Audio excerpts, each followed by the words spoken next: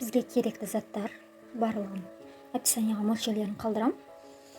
Ең алдымен сүтімізді құйып аламыз. Жылы температурада тұрған. Кішкене жылытамыз сүтімізді. Ертілген май, 2 дана жұмыртқаны саламыз. Салғаным құрғақ ашытқы және қант. Барлығын осылай салып аламыз. Және шым-шым тұз саламыз. Барлығын жақсылап араластырамыз.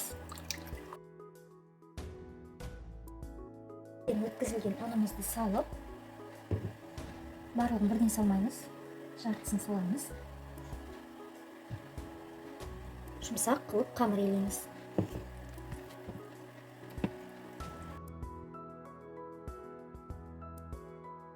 Осылай жылы болып тұрған кезде қамырымызды илеп аламыз.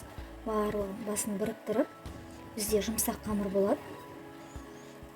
Ашытуға қоямыз. Егер қолға қатты жабысып тұрса, ұн сепсеңіздер болады.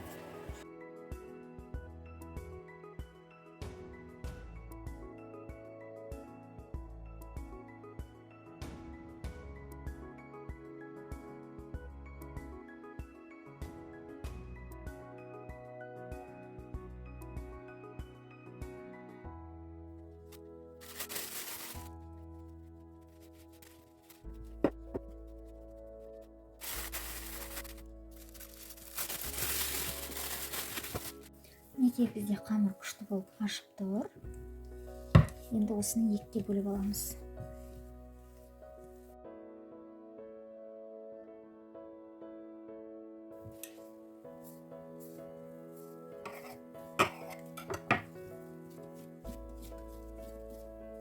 Қамырды жаятын боламыз.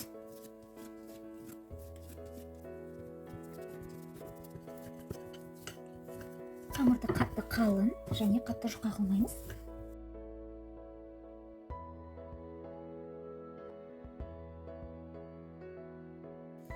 Өзіңізге ыңғайлы формасын ұстайтын осылай домалақ стакан болсын, кесе болсын, не бар, кружка болсын, не сондай аласыздар.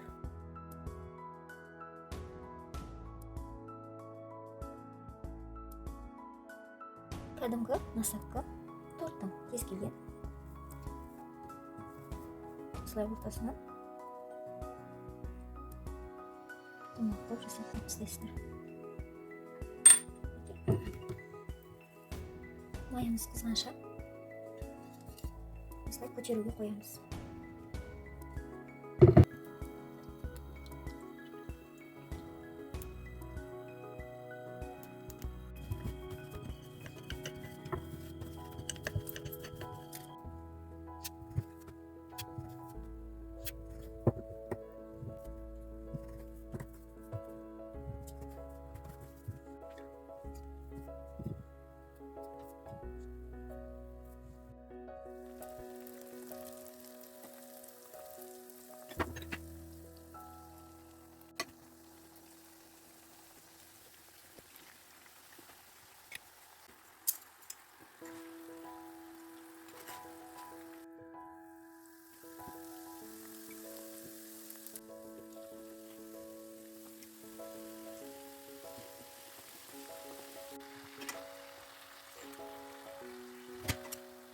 Қатты қыздырмай, майды орташа қыздырып саламыз. Екі бетін қызартып, осылай пісіріп аламыз.